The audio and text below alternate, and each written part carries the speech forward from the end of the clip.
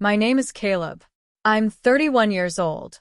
I'm a licensed electrician with my own small contracting business, a savings account that would make your eyes water, and a two-bedroom apartment I pay for entirely by myself. And for 3 years, I let my parents take my car keys every Sunday morning. Not because I was a child. Not because I'd done anything wrong. But because in our household, the car my grandfather left me in his will was somehow still considered a family vehicle. Because my mother decided that Grandpa would have wanted us all to benefit. Because my father nodded and called it biblical stewardship. And because I raised to honor my parents, raised to keep the peace, raised to believe that family loyalty meant swallowing your dignity whole, handed those keys over without a word. Every single Sunday. They took my car to drive my younger brother Marcus to church. Marcus, who was 26 years old and perfectly capable of walking 3 blocks to a bus stop. Marcus, who had never held a job for more than 4 months. Marcus, who my parents called still finding his path, while they called me reliable, which, in our family, was just the polite word for useful. This is the story of how I stopped being useful. And how one Sunday morning in a church parking lot, everything they thought they'd built on my back came apart. Quietly, completely, and permanently. To understand what happened, you need to understand my family. My parents, Gerald and Loretta, have been married for 38 years. They're both deeply involved in our church, Mount Calvary Baptist. My father is a deacon. My mother runs the hospitality committee. They are, by all outward appearances, a pillar of that community. Sunday best, first row, strong handshakes after service. At home, it was a different picture. I'm the oldest of 3. Then there's Marcus, 4 years younger. Then my sister Dana, who got out early, married at 22, moved to Atlanta, calls on holidays. I used to envy Dana for that. Now I just understand her. Growing up, the dynamic was simple. I was the responsible one, Marcus was the beloved one, and Dana was the invisible one. I don't say that with bitterness anymore. I've done the work in therapy, I understand the labels. But back then, it was just my life. I did well in school because no one celebrated it, so I learned to celebrate myself. I got my electrician certification at 22, started picking up jobs, saved aggressively. By 25 I had enough for a down payment on a car, but I didn't need it, because that's when Grandpa Alton passed. Grandpa Alton was my mother's father. A quiet man who smelled like motor oil and peppermint. He used to let me sit with him in his garage on Saturday mornings while he tinkered with his '98 Ford F-150. He never had much to say, but he saw me. When his will was read, he left me that truck, fully paid off, 140,000 miles, solid as a brick. Left Marcus some cash. Left Dana his old record collection. My mother smiled at the reading, hugged me, said, "Daddy always loved you best." 14 months later, she asked to borrow the truck for one Sunday. Marcus needed a ride to church, and their car was in the shop. Just once, she said. That was 3 years ago. Their car got fixed. Then Marcus started struggling with bus anxiety. Then it became routine. Every Saturday night my father would say, "Son, we'll need the truck tomorrow." Not asking. Informing. And I would hand over the keys because what was I supposed to do? Say no to my father the deacon in front of my mother the hospitality chair? Cause a scene? Be the bad son? I told myself it wasn't a big deal. I worked weekends sometimes anyway. I could Uber. It's just a truck. But here's what I didn't say out loud, not even to myself for a long time. It wasn't just a truck. It was the last thing my grandfather gave me. The last physical piece of a man who made me feel seen in a family where I was mostly just used. And every Sunday they drove away in it, I felt a little more erased. The borrowing was bad enough. But it was everything around it that broke me down slowly. The first incident I remember clearly, the first one that made something in my chest go cold, was the spring of my 29th year. I just landed a big commercial job. A new dental office building, full electrical installation, 3 months of work. The most money I'd ever made on a single contract. I came to Sunday dinner to share the news, genuinely happy, genuinely wanting to celebrate with my family. My mother set the table. My father said grace. I waited for a pause and said, I wanted to share something. I got a major contract this week. Biggest one yet. My father said, pass the greens. Marcus said, oh yeah? Cool. Then immediately pivoted to talk about a music production course he wanted to take. $300. He wanted the family to invest in his vision. By the end of dinner, my parents had agreed to split the cost. I drove home in an Uber because they had my truck. The second incident was my 30th birthday. I'd mentioned casually 2 weeks out that I was thinking about having a small dinner. Just family. Nothing big. My mother said, oh, that sounds nice, I'll make the reservation. I thought, okay, she's taking charge, that's fine. That's her love language. The reservation was for 4. Her, my father, Marcus, and his girlfriend at the time. They sat down, ordered appetizers, and when I arrived, 10 minutes late because my Uber canceled twice, there were no seats. They'd taken a 4-top. My mother said, with total sincerity, oh, I thought you might not make it. I stood at my own birthday dinner for 6 minutes before a waiter brought a chair from another table. The third incident, and this one still makes my jaw tight, was when Marcus totaled a friend's car and needed to get to a job interview across town. An actual job interview which was rare enough to feel historic. My parents called me at 6:30 in the morning. Could they have the truck for the day? I said yes. Just for this one thing? Of course I said yes. Because I'm reliable. Marcus did not get the job. He took the truck on a detour to visit his girlfriend, put 60 additional miles on it, and returned it with an empty gas tank and a crack in the passenger side mirror that he swore was already there. It was not already there. I paid to fix it myself. My parents said Marcus was going through a hard time and I shouldn't pile on. The moment everything changed was a Tuesday in October. I got a call from my cousin Renee, my mother's niece, someone I'd always been close to. She was crying before she even finished saying hello. She said, Caleb, I need to tell you something and I need you to stay calm. Renee had been at my parents' house for dinner the week before. She'd overheard my mother on the phone in the kitchen. My mother was talking to someone. Renee thought it was Aunt Gloria, and she said, and I'm going to quote this exactly because Renee repeated it 3 times to make sure I had it right. Caleb doesn't even need that truck. He Ubers everywhere anyway. I keep thinking we should just put it in Marcus's name. He needs it more. Gerald agrees. I just don't know how to bring it up without Caleb making it a whole thing. I sat in my apartment with the phone in my hand for a long time after Renee hung up. They were going to take my grandfather's truck. The thing Grandpa Alton left me. The thing with his registration still in the glove box, his old work gloves still behind the seat. They were going to hand it to Marcus, because Marcus needed it more. Because I was reliable. Because I wouldn't make it a whole thing. I thought about calling my mother right then. I thought about driving over there. I thought about a lot of things.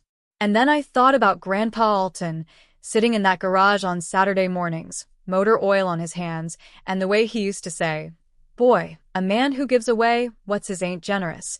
He's just afraid. I wasn't afraid anymore. I opened my laptop and I started making phone calls.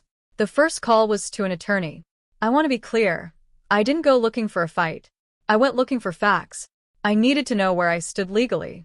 The truck was in my name, had been since the estate cleared. Grandpa Alton's will was airtight. My uncle had made sure of that. The attorney confirmed in about 4 minutes that the vehicle was mine, unambiguously, and that no family member could transfer, claim, or legally access it without my consent. She also told me something I hadn't considered, that allowing someone to use your property routinely, without a written agreement, can in some states create a complicated informal expectation. Not a legal one, but a social one. The kind that makes confrontations messy. Document everything, she said, and make your moves quietly. I took that advice seriously. The second call was to my insurance company. I added a restriction to the policy. Any driver other than me would need to be explicitly added and approved. I didn't remove anyone. I just made sure the next time that truck moved without my authorization, it would be uninsured. The third call was the one that mattered most. I called Renee back and asked her to do one thing for me. Nothing. Don't warn them. Don't hint. Just act normal. She agreed immediately. Renee, God bless her, had been watching this family dynamic for years. She said, I've been waiting for you to wake up. Over the next 2 weeks, I watched and waited. My parents called twice to reserve the truck for the coming Sunday. Both times I said I had plans. My mother pushed back. What plans? You work weekdays. I told her I had a job that ran through the weekend. She made a noise I recognized, the small exhale that meant she was filing my behavior away as a grievance for later. I let her file it. On the Saturday night before the third Sunday, my father called. Same routine. Son, we'll need the truck tomorrow. Except this time he added, and actually your mother and I wanted to talk to you after service. Family meeting. About some plans we've been making. I knew exactly what that meeting was about. I said, that sounds fine, Dad. I'll see you at church. And I smiled when I hung up. That Sunday morning I woke up at 6. Made coffee. Dressed in my good clothes, navy blue suit, the one I wore to Grandpa Alton's funeral. Put my keys in my pocket. I drove myself to church. I arrived 20 minutes early and parked in the front row of the lot. I sat in my truck, drank the last of my travel coffee, and watched the congregation arrive. I saw Mrs. Patterson and her daughters. I saw Deacon Williams with his wife. I saw half the hospitality committee unloading casserole dishes from a minivan. And then I saw my parents' car pull in. Their car, the one they'd gotten fixed 2 years ago, but apparently never used to drive Marcus to church. They parked 3 spots down. Marcus was in the back seat. He got out, looked at his phone, wandered toward the entrance. My mother saw my truck first. She stopped walking, said something to my father. He looked over. They both looked at the truck, then toward the entrance, confused, because normally when the truck was here, I wasn't. Normally I'd handed over the keys and stayed home. I got out of the truck, walked toward them. Morning, I said. Caleb. My mother blinked. We thought you had a job this weekend. I wrapped up early, I said pleasantly. Ready for service? She looked at my father. He looked at the truck. The truck that was supposed to be in Marcus's name by now, if their plan had gone the way they'd hoped. Of course, my father said slowly. Let's go in. We sat through service. I sang every hymn. I gave during offering. I shook hands at the end. I watched my parents watching me all morning, trying to read my face, trying to figure out what I knew. They couldn't figure it out. That was the point. After service, we stood in the parking lot. The warm October sun, the sound of conversation all around us, the smell of someone's takeout bags from across the street. My parents had asked Marcus to stay nearby for the family meeting. He leaned against the car, still on his phone. My mother spoke first, in her church voice, low, composed. Caleb, we wanted to talk to you about some arrangements. Your father and I have been thinking, and we feel, well, Marcus really needs reliable transportation. For his music. For opportunities. And you're so reliable. I finished for her. She smiled. Yes, exactly. And we thought, given that you Uber most days anyway, it might make sense to transfer the truck to Marcus. Just to make things easier. For the family. I let the silence sit for a moment. Marcus looked up from his phone. My father straightened his tie. Mom, I said. That truck is mine. Grandpa Alton left it to me. It's in my name. Well, we know that, but I've spoken to an attorney, I said. Just to be clear on the facts. That stopped her. She glanced at my father. He cleared his throat. Son, no one is talking about anything legal, he said. This is a family conversation. I know, I said. And I want to have it honestly. So let me be honest. I know you've been planning this. I know you discussed putting the truck in Marcus's name. I know because someone who loves me enough to tell the truth let me know. My mother's face shifted. The church composure cracked just slightly at the edges. That was a private conversation. A private conversation about my property, I said, which I have loaned to this family every Sunday for 3 years, without being asked properly. Without being thanked. Without once being considered. Caleb, you're being dramatic. No. I said it quietly but firmly. I'm being exact. There's a difference. Marcus put his phone down. I think the tone of my voice reached him in a way it hadn't before. I love you both, I said. I want to believe you love me. But what you've been doing, what you've been planning, is taking something my grandfather left me with his hands for me and deciding it belonged to someone else because it was convenient for you. And you were going to do it in a way that made me feel like saying no would make me the bad one. My father opened his mouth. I'm not finished, I said. He closed it. I'm not transferring the truck. I'm not lending it anymore either, not until we can have an honest conversation about this family and who actually gets seen in it. And that family meeting you planned. I reached into my jacket pocket and held up my keys. We just had it. My mother's eyes went wet. After everything we've done. What have you done, Mom? My voice didn't waver. I genuinely like to hear specifics. The silence that followed was the loudest thing I'd heard in years. Marcus looked at our parents. Then he looked at me. And something crossed his face. Not anger. Not entitlement. Something more like recognition. Like he'd been watching a magic trick performed his whole life and had just now seen the mechanism behind it. He looked at my parents and said, quietly, she's right. We haven't done right by him. My mother turned on him. My father started talking over both of them. I took a step back. I looked at the truck. At the church behind us. At the October sky. And I walked to my driver's side door, unlocked it, and got in. I sat for a moment before starting the engine. I opened the glove box. Grandpa Alton's old registration was still there, folded in thirds. I touched it once. Folded it back. Then I drove home. In the weeks after that Sunday, my parents tried 4 separate times to smooth things over. The first call was my mother explaining that I'd misunderstood. The second was my father explaining that I'd overreacted. The third was a voicemail from my mother crying. The fourth was a text from Marcus that just said, I'm sorry. For what it's worth, I've been thinking about everything. A lot. I responded to Marcus. Not immediately, I needed time, but I responded. We've had 2 real conversations since. He's started therapy. He's working part-time at a warehouse and paying his own phone bill. I don't know if it lasts, but I know it's more than I ever expected. My parents, I've kept at distance. Cordial when I see them. No longer available as a resource they didn't have to earn. At the church, something interesting happened. Word gets around in congregations whether people want it to or not. A few members, people who had watched my parents take that truck Sunday after Sunday, quietly said things to me. One deacon pulled me aside after a service 2 months later and said, Your grandfather would be proud. I didn't ask how he knew what had happened. I just thanked him. My mother lost her position as hospitality chair.